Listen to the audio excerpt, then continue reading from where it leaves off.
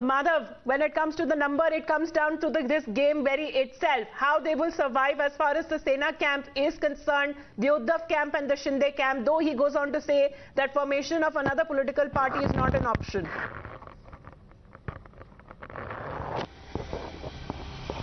Well, yes, he says that formation of political party is not an option, also being very tight-lipped and cagey about the BJP. And while the BJP has certainly, of course, maintained that there is no role that it is playing, and central leadership has been extremely quiet on this issue.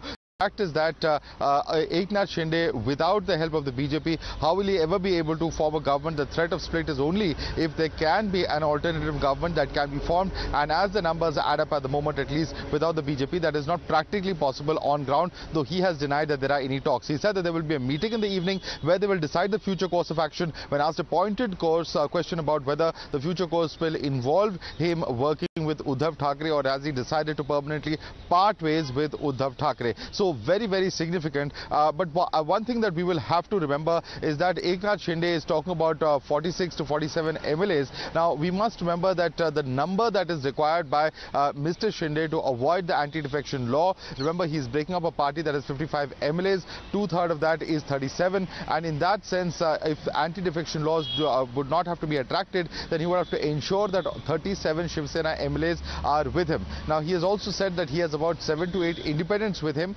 and also there are about 6 ministers. So is Eknath Shinde past that mark which is above the two-third level so as to not attract the anti-defection law? The claims within the camp is that the numbers are increasing, that they expect more, in fact, leaders to follow suit in terms of actually reaching Guwahati and staying at the Radisson Hotel, where our colleagues have also been reporting from late last night or early this morning, rather, to be more specific. So very, very significant that Eknath Shinde has broken his silence right here on Times Now and has in fact put a figure of 47 that he claims is the number of MLAs supporting him. Does he actually have those numbers? Are the numbers likely to go up as he is claiming? Now, these are very important questions that the Congress, the NCP and the Sena themselves are likely to deny, because Sanjay Rao just this morning claimed that he had spoken to Eknath Shinde and he believes that Eknath Shinde will come back into the party's fold. Now, the demands of Eknath Shinde have been very clear, that the party go back to its Hindutva roots, that it tie up with the BJP.